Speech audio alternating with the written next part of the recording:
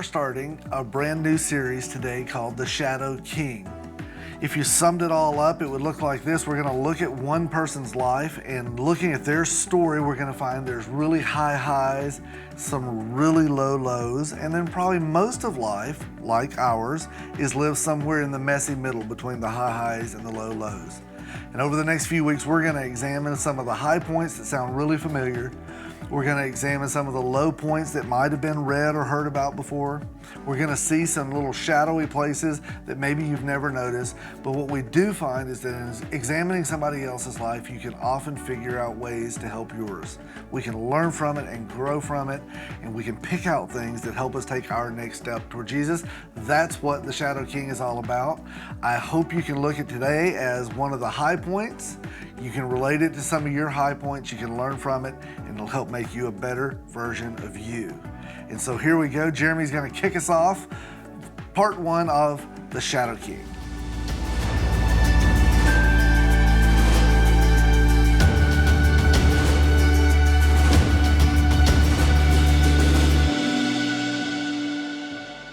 Before I kick off this series, I need to give you a little bit of family news. But before I give you the family news, I need to give you a little bit of backstory. Almost 18 years ago, my wife Sheila and I were on staff at a church in Northwest Ohio where we met Bryce and Katie Vasquez. I mean, just to give you an idea how long ago that was, our wives, both Bryce and our wives were pregnant together with Easton and my daughter Maya. And it's crazy to think of all the time that has passed since then. About 10 years ago, Bryce and Katie moved down here to Jackson to be a part of Journey Church, to lead worship here and to be a part of it. To give you an idea how long ago that was, when they moved here, their daughter Ensley it was so little that we had to watch her to make sure she didn't get close to the stairs in our house, and she turned 12 yesterday. That's crazy to me to really consider how much time has passed. The sad news that I'll explain to you is that Bryce let me know a couple of months ago that a church in Northwest Indiana had approached him about a position they have that just so uniquely and perfectly fits his giftedness and his abilities, and it lets him focus his time and attention just on leading worship.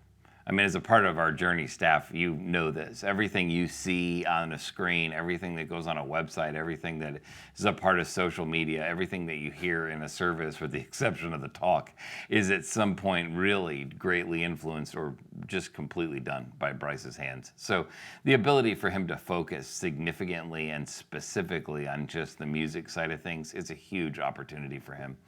I want you to know that we love Bryce and Katie Vasquez, and we are so thankful for their time here, their value for this church, all the things that they do to help us move forward and help people take their next step toward Jesus. And I want you to know this, there's no behind the scenes drama. We love Bryce and Katie. We're thrilled for them. It's a huge value that we can invest in really the kingdom of what God is doing in the big picture. And that's really what it's all about, isn't it? It's sad for us that on our 11th anniversary, we're announcing something that is certainly sad for us. But there is a bigger picture to be accomplished, a bigger picture in the kingdom. And so at the end of this month, Bryce will kind of wrap up his tenure here as the worship pastor at Journey. And you'll hear more as time goes on, both about what we're going to do to replace him and also what we're going to do to celebrate and give him kind of a goodbye send-off at the end of this month. So stay tuned for all of that. It's a big giant, though, isn't it? It's a big hurdle. It feels significant. Almost in honesty, I mean, I've had a couple of months to process it, but it's been a bit overwhelming to consider it at times. To consider like filling the gap of all of the things that Bryce does around here. That's overwhelming to me. But then there's also the personal piece of it. I mean, Bryce has been a significant, and I don't mean a little significant, I mean a lot significant part of my family, my life. He's one of my closest friends, and one of the people that is, that I really depend on, has been a safety net for a long time for me. And it's hard for me to imagine doing anything really without him around. It's hard for me to imagine. It feels a little bit like I'm facing a giant. Maybe you feel that way about a giant that you're facing. Maybe for you, that's not maybe it's not a friend that's moving away or a significant transition at work. Maybe for you, it's a financial giant where you just feel like you can't figure out how to make things work, right? You can't figure out how to get into a place or out of a place that makes sense to you and financially, or man, you're just stuck because the car doesn't want to run and there's not enough money to fix it, or all those things feel overwhelming, like they're financial giants. Or maybe it's a relational giant that you're facing. Maybe you're in this marriage and this relationship just seems to be very one-sided, and you just feel like there's no way that this is ever gonna work if the other person in the relationship doesn't invest like you're investing. Or maybe you feel like there's always conflict and tension and something that's always about to explode in a relationship, and it feels like you're facing a relational giant that's just an insurmountable foe. Or maybe it's an emotional giant. Maybe you've been struggling through depression or anxiety for a long time now. There's a part of you that just goes, man, I don't know how I can make it through this. I don't have the hope to get out of bed. I don't feel like I can really overcome or get over this kind of anxiety that I feel when I'm around people, or maybe when you're around other things that trigger you. Can you feel like maybe I've experienced some of that? And I get it. I understand, and I want you to know that there's life after that emotional giant that you are facing. But whether it's a relational giant or a financial giant or an emotional giant, or maybe it's a chemical giant, you're really facing down this reality that you've been hiding, or at least not admitting to yourself that you have an alcohol problem or a problem with some pills or some sort of substance. Or maybe you've been looking at something online and you're thinking, man, I wish that I could stop doing that, but it just seems to be some sort of like habit or some sort of addiction. Whether it's an addiction giant, a relational giant, a financial giant, a relational giant, or a giant with a close friend that was going to be leaving a huge gap in your life. The reality is we all face giants. Now you might be able to see where I'm headed with this. There's most famous story probably in all of Scripture. Maybe the story of Jesus and the story of creation, and then David and Goliath, right? Those are probably the most well-known stories. In fact, even today, even people who don't believe anything about the Bible will refer to David and Goliath to refer to a giant facing an underdog, and it's a pretty common thing for us to hear about. But I want to set the stage for this because I want you to get what's really going on. I think there's something that can happen in this story that can happen to help us as we face our giant. And I want you to know this. This story, the bottom line of this story, is not you just facing down your giant. You not just standing up and doing something to face down your giant. I want you to see something that's just a little beneath the surface and a lot more helpful. It starts in verse 1. It says, the Philistines now mustered their army for battle and camped between Socoh and Judah and Azekah in, I don't know what these words are, to be honest with you, so we're just going to skip those. Saul countered by gathering his Israelite troops near the valley of Elah. So the Philistines and Israelites faced each other on opposite hills with the valley between them. What's most important that we get on this is that there are two hills. It doesn't really matter the names of them, but there are two hills. The Philistine army is on one, the children of Israel are on the other, and there's a valley between them. The battle is set, right? The stage is set for this unbelievable battle royale, right? This cage match between the Philistines and the Israelites. The rally in the valley is ready to happen. So we've got to get this picture set up, and it feels a bit like Israel is facing a giant, because that's exactly what's going on. There's this piece of this story that's important, because every single day this giant walks out and dares the children of Israel. He says, listen, we'll put it all on the line, one person at a time. It's a fairly common battle strategy at the time. They'd pick a champion, a person who would stand up in front of the rest of them and fight on behalf of their side. And so this guy, Goliath, comes out. And the Bible gives kind of measurements about how big this guy is. And it's massive. He's probably about 9 foot 9 inches tall. That's huge. 9 feet 9 inches tall. Brother can dunk without really raising his arms above his head. That's pretty crazy to consider how big this guy is, right? And so he's huge, and he's not tall and lanky. He's enormous. I mean, like, he's gigantic. He's a huge person, and he comes out, and his towering voice scares, terrifies the entire Israelite army every time he comes out and says that I dare you to come out here and battle me. The Israelite army is terrified. And then back at home, there's this little shepherd boy named David. Now, David's somewhere between 15 and 20 years old. We don't know exactly how old he is, but he's no more than 20, probably not any less than 15. But he's at home, and his dad, Jesse, tells him to do something. He says, one day, Jesse said to David, take this basket of roasted grain and 10 loaves of bread and carry them quickly to your brothers and give these 10 cuts of cheese to their captain. See how your brothers are getting along and bring back a report on how they're doing.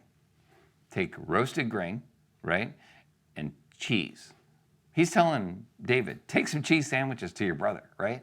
I mean, like, you're at home watching over some sheep. I want you to take these cheese sandwiches to your brother. They're in the battle. They're doing the important things. You're doing the must get done things, right? They're doing the things that are going to take us forward. You're just maintaining. You are useless. You're carrying lunch, right? And they're the ones carrying the water. They're the ones carrying the responsibility. So here's the thing that's important. It would be really easy for David to feel like he wasn't anything valuable, wouldn't it? It'd be really easy for David to go, look, I'm just doing my thing, right? Biding my time until I become a full-grown person, until what I do or say or feel matters. You ever felt that way? Like you're stuck in this, and this whole idea, the thing that you're facing, feels like it's significant and you're insignificant? Well, I think if you know anything about the story of David and Goliath, I mean, we kind of know how it ends, right? But I want you to know that you have far more significance in this battle than you think you do. David was believed in by Jesse only enough to carry some cheese sandwiches and bring back a report. I want you to take food, bring back information, don't do anything of value other than that. But what's huge in it is that he does that significant thing, and he does it unbelievable, and unbelievable things happen. David left the ranks he left his things with the keeper of supplies and hurried out to the ranks to greet his brothers. As he was talking to them, Goliath, the champion. Now, this is the only time in the Old Testament the word champion is used. It's a significant word. It means that he's a representative, and he represents everything he says and does, represents all of the Philistines' army. And so he says this, the champion from Gath came out from the Philistine ranks. Then David heard him say his usual taunt to the army of Israel. This is probably the first time in David's whole life where he's heard God and the people of Israel spoken of poorly. Like, there's never in his mind been a disparaging word about God or the children of Israel, because he's grown up. He's been in Jesse's house. He's been inside of the nation of Israel. And so for the very first time, he sees this contrast between what he knows is true and what this Goliath, this Philistine, is saying about God. For the very first time, he's hearing somebody speak of God and children of Israel in a disparaging way, and he doesn't like it. His response comes like a few verses later in the end of verse 26. He says, "Who is this pagan who is allowed to defy the armies of Israel?" Right, the armies of the living God. Who is this freak? Who's this pagan? Who's this worthless person who stands in the middle of this valley and defies the armies of God? Like, there's a problem, isn't there? David is looking at this and going, why are all you cowering, right? He looks at this giant of a human person, this specimen of humanity. He sees him, and he doesn't get overwhelmed by him, because David recognizes something significant. There's a giant from David's perspective, but Goliath isn't the giant. Like, what's crazy about it is that everybody else, all of the Israelite army, sees a giant, but they don't see the same giant that David sees. Everybody else sees Goliath as the biggest factor to be considered in this whole story, but not David. David's giant is behind him. David's giant is God. Man, that is a huge question for us, isn't it? And when you're facing your giant, whether it's your marriage giant, right, or your relational stuff, the financial giant, the emotional giant, the chemical giant, right, or whatever big, insurmountable foe that you're facing, who's the real giant in the story? Right? When you look at that story, do you think that the real giant is your marriage problem? Right? Do you think the real giant is the financial problem? Do you think the biggest thing to overcome in the whole story is the issue that's in front of you? Or do you recognize that the biggest giant is the one that stands behind you? That's what David recognized. David looked at Goliath and go, "You're nothing, man. Who is this uncircumcised Philistine who stands against the armies of God? God's the big giant. He's behind me. You're just a player in the story." Well, the story goes on a couple of verses later. In verse 28, it says, when David's older brother, Eliab, heard David talking to the men, he was angry. He said, "What are you doing out here anyway?" he demanded. "What about those few sheep that you're supposed to be taking care of?" You get what's going on. David expresses his value for God. He says, God's behind us. That's giant. I mean, who cares? Who's this uncircumcised, this worthless piece that comes out to us to dare us to stand in opposition to the God of Israel? And his brother goes, "Oh, that's kind of what I should do, right?" But he starts to criticize him. He gets angry with him. He says, "Why are you out here? Where are the few sheep you're supposed to?" He kind of demeans him. You ever feel like that happens to you? When you start to kind of rise up, don't you feel like there are some people around you maybe that say things that maybe you're going like, "Hey, you'll always be that way. You'll always deal with anger. That's just how you are, right?" Or that's how you were raised. Do you have people who tell you that? People who, when you share with them that you're going through some marriage strife, they're like, "Well, welcome to my world. Everybody deals with it," right? And they just they don't only normalize what you're going through, but they kind of just say, "Well, it's just how it is," right? Those people that just say, "That's just how it is, that's just who you are," those people that help lean you toward resignation to the current situation are not the people that you should listen to, because they don't represent the God, the giant that's really behind you. They represent the giant that's in front of you. When David's brothers start telling him, like, "Who are you? And what are you doing out here? And why are you telling everybody not to be afraid?" David's response, he's like this. I love this. He's like, "What have I done now?" David replied. "I was only asking a question." In today's, he'd be like, "Bruh, I'm just saying, man," right? I mean, that's all he's doing. He goes, "I'm just bringing up a point. You guys, it seems to make you uncomfortable, doesn't it?"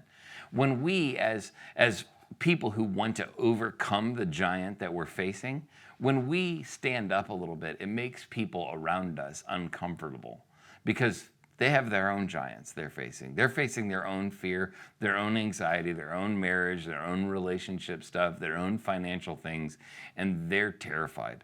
And when we have the courage to stand up, that's a huge issue. So let me ask you this question. Who are you listening to? Are you listening to the confidence that you find from the God that stands behind you? Or are you listening to the words of the people around you who are stuck in their own mess? The story goes on because obviously, you know, kind of how this story plays out. David makes his way out to the battlefield, but he does this stop on the way first. See, his idea that God would stand up, that God would be victorious, kind of makes its way around, because every single day for 40 days, this giant has come out and dared them to send somebody out to fight for him, and nobody wants to go. Not least of all, Saul, who's the king. Now you got to get 1 second before this. Like before that David came onto this scene, Saul was kind of chosen as king because of the fact that Saul was literally head and shoulders taller than everyone else. Saul was the largest person in the entire army. He was the largest person in the kingdom.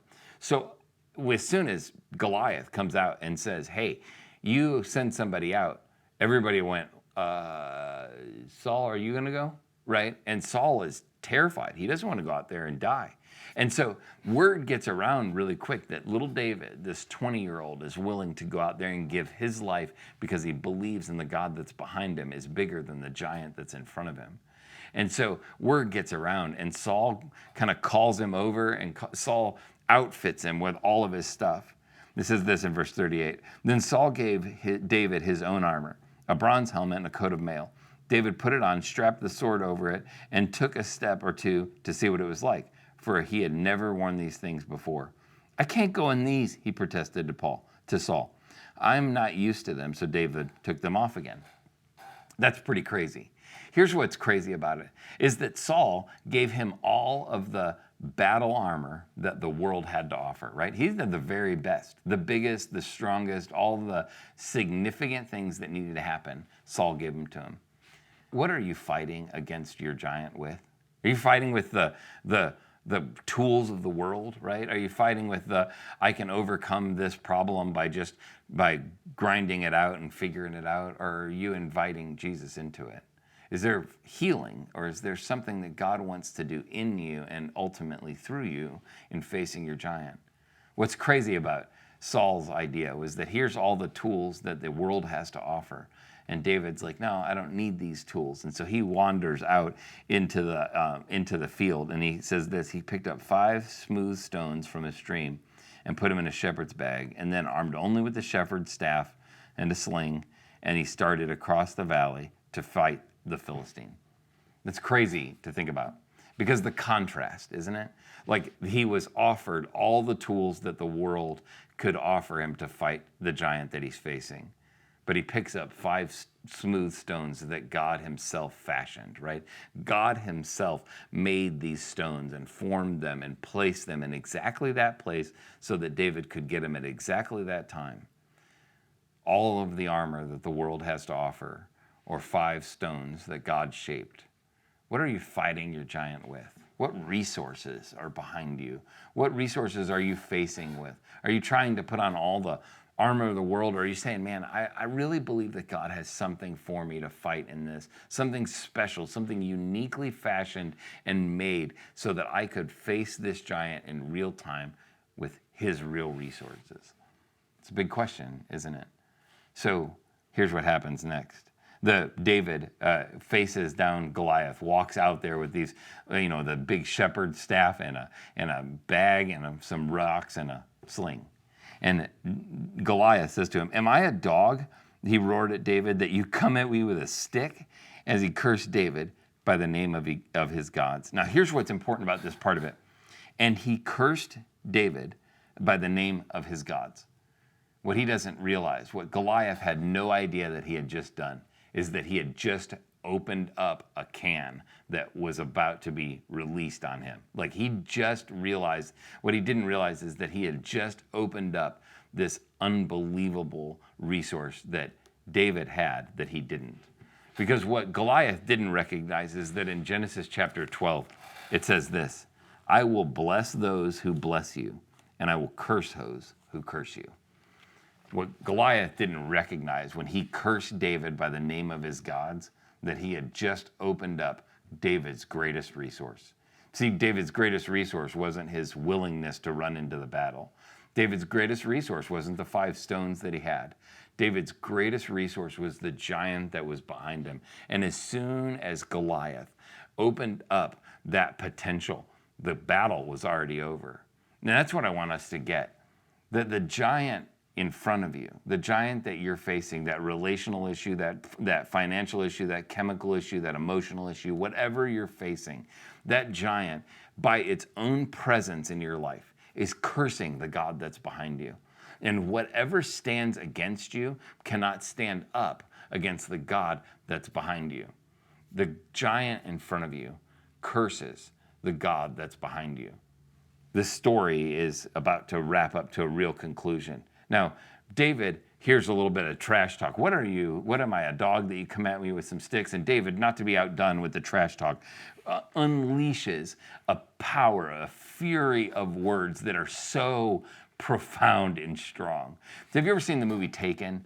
And I've seen it a bunch of times, where Liam Neeson's character's daughter gets kidnapped, and we don't recognize this probably until this one point. But he leans and he talks to this guy that kidnapped her, and he says, I have a particular set of skills that enable me to be a nightmare to people like you. And if you let my daughter go right now, I'll let you go and we'll forget this ever happened. But if you don't, I'll hunt you down and I'll kill you.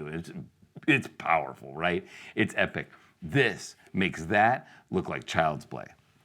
David replied to the Philistine, you come at me with a sword, a spear, and a javelin, but I come at you in the name of the Lord of heaven's armies, the God of the armies of Israel, whom you have defiled. Today the Lord will conquer you, and I will kill you and cut off your head, and I will give your dead body of your men to the birds of the wild animals, and the whole world will know that there is a God in Israel.